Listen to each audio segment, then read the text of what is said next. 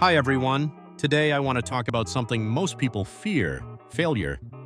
But what if I told you that failure can actually be a good thing?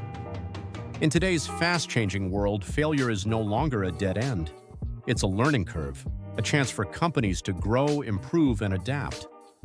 From billion-dollar giants to local startups, every business faces setbacks. The real question is, do they evolve or stay stuck? Let's dive in and see how failure can be the first step to long-term success. Why do organizations fail in the first place? It's rarely just one bad product or a wrong move. Some companies get too comfortable, thinking they're too big to fail. Others fear change or ignore what their customers actually want. These mindsets create blind spots. When the market shifts, they can't keep up. Failure often starts from within, with outdated thinking or poor decisions. Recognizing that is the first step toward improvement. Let's look at two well-known examples, Kodak and Nokia. Kodak invented the first digital camera in 1975 but ignored it to protect their film business. Years later, digital photography took over, and Kodak filed for bankruptcy in 2012. Then there's Nokia, once the king of mobile phones. They failed to embrace the Android revolution, holding on to old systems. By the time they changed direction, it was too late. These examples show us that even industry giants can fall if they don't adapt. So how can companies actually learn and bounce back from failure? First, be agile. Don't wait too long to make changes. Pivot quickly when things don't work. Second, keep learning.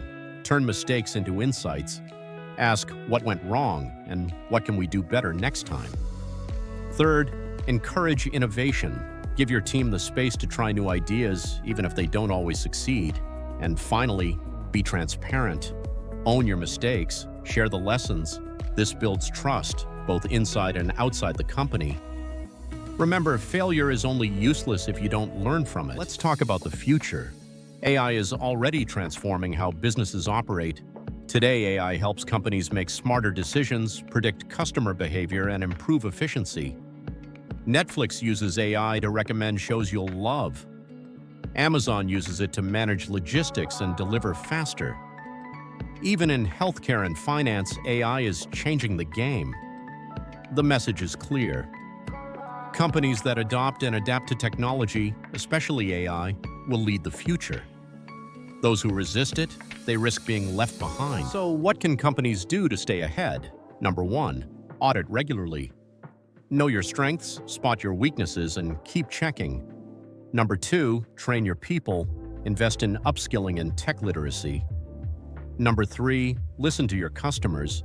Stay connected to what they really want. And number four, watch the trends. Be aware of what your competitors are doing and where the market is heading.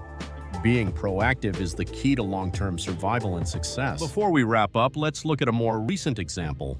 Meta, formerly known as Facebook.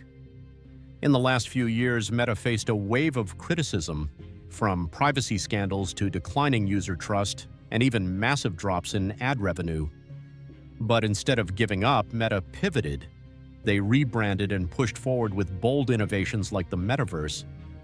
Even though their Horizon Worlds platform didn't take off as expected, they didn't stop. Now Meta is investing heavily in open-source AI and has launched powerful tools like Llama, positioning themselves as a key player in the AI race. This shows that even if your big idea flops, what matters is how quickly you adapt, reinvest, and refocus. Meta turns setbacks into strategy, and that's the kind of mindset every organization needs today. To wrap up, failure isn't something to fear, it's a signal that you tried. It's an opportunity to try again, but smarter. The most successful companies in the world, they've failed, sometimes big. But they didn't stop there, they adapted, they evolved. They learned from what went wrong and came back stronger.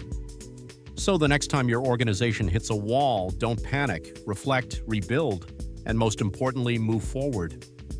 Because failure isn't falling, it's staying down. Real success comes when we fail forward.